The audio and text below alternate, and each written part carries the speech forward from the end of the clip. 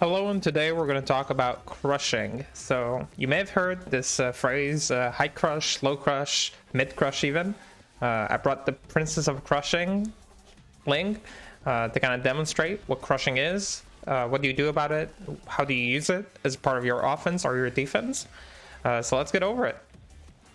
So crushing is, generally speaking, a term that means beats a certain category of moves. So generally, when we talk about crushing, we either talk about highs or lows, but there are technically mid-crushing situations, and usually they're very frustrating to deal with. So let's get over it. So I'm going to set up the bot to press jabs, right, after they block. So we're going to set up a situation where the block, right, they're -3, they're plus, you see they beat my jab, right, like this. Okay, and what is crushing? Crushing basically means we get to avoid the opponent's class of moves. So when you talk about high crushing, it means you have a move that is low enough to the ground, so it avoids highs completely. So for example, Xiaoyu's down back 2, right? A low that is high crushing is a good example, right? Another one is Xiaoyu's down forward 1, right? Like so. So if I do this, you see it crushes the highs, even though the highs are faster. The mid gets to hit because it crushes the highs. Its hitbox and hurtbox are lower than the opponent's attacks. So these are kind of like examples of crushing. And in Tekken, like being able to use crushing very effectively is a good way to press on your offense or bait people into counterattacking at a bad time. As you can see, if you make people think, oh, I should jab back, so their jabs lose, you can use this opportunity to set up nice counter hit lows or mids that can high crush, right? Like so. In addition to high crush, there's also, of course, low crush, and that means moves that beat lows, right? So now on block, the opponent will do this move, and this move is pretty slow. So let me use like a slow move, maybe this, right? So the opponent will try to punish me after this, and I will use this. This is a funny example. So lows generally lose to jumping moves. Anything that puts you in the air should generally be all lows. Feng is using a move that is fairly evasive in itself and happens to crush mids often. So we're kind of demonstrating a funny situation. Let me show it with maybe a bit of the slower moves. Okay, so I'll do down forward 1, and as you can see, I should be plus, -4, right? And they're using a 17 frame move. I'm gonna use this, okay? So I'm using this orbital move, right? And as you can see, Jesus. Here, I'll use this back hop kick, right? So I'm using it like so. As you can see, I end up avoiding my opponent's slow. Let me record maybe a less evasive low, just so the recording doesn't seem too weird. Right, so this low, very fast, 14 frames, right? Yeah, okay, it's playing. So I'm going to do this, and he's going to do this. So since the opponent is at +3, this comes out very fast. The only thing I can do to beat it is do like another jab, I think. Right, but instead I'm going to use this move, and as you can see, it says punish. I think I'm set to counter hitting, so it says counter hit as well. Here, let's get rid of that. As you can see, the opponent doesn't recover in time, and I crush his move using a jumping attack.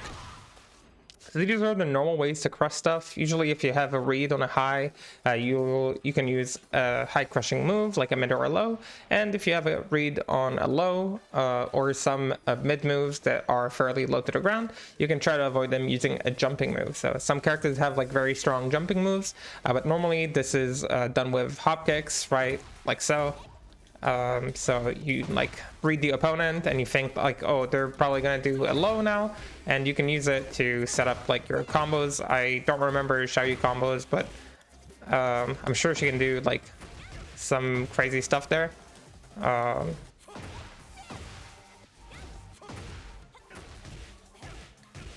Something like this, right? Okay, I don't remember the combo, but you guys will have to forgive me. I don't play this character. So anyway, that's how you use crushing. I also wanted to demonstrate what some of the more extreme situations of crushing. Let me go down, please, game. Hello? Okay. Using this move. Okay. So Ling has a very unique situation with her Art of Phoenix, right? This stance. So this stance is super low to the ground, and as you can see, it can be hit with lows, and sometimes even lows can whiff on it. But generally speaking, she's very low to the ground. And if she doesn't do anything, mids generally still hit to her. As you can see, this is a mid-high string, right? But she has the ability to duck in this stance. So if you go into the stance, you press down, she goes like this, and this makes her hurt box shrink even more. And when she does that, she can avoid mids as well. So this is an example of mid crushing in the game that is fairly consistent. If you are dealing against Xiaoyu and she crushes your mids, this is what's happening. So just so you understand and you don't go crazy thinking what the hell is going on, this is probably what's happening to you. There are a few other characters that sometimes end up crushing mids, as I shown, like Fang there happened to crush this orbital, right? This move can be fairly evasive, as you can see. Usually it doesn't avoid many mids, just kind of like these like higher hitting mids, right? Like so. Yeah, when he has like this moment where he like, right here, where he like crouches to the ground really down, and at that point he can avoid the mids. So these are examples of mid crushing. Remember that during your pressure and during your defense, high crushes and low crushes can be very strong tools to counter your opponent's offense or defense, right? So if they like to jab on defense to get out, you can use your lows or your high crushing moves to continue your pressure. And if on their pressure they're really like using lows, for examples, or jabs, you can use the crushing effect to beat them. With that said, I want you to find in your kit one move that is a high crush, like this for Ling, or this for Ling. And I also want you to find one move that is a low crush, meaning a move that beats lows, like a hop kick or an orbital. Make sure to find one of each just to have it in your kind of like arsenal of moves that you can use. And we are very close to the end of the first fundamental level of Tekken.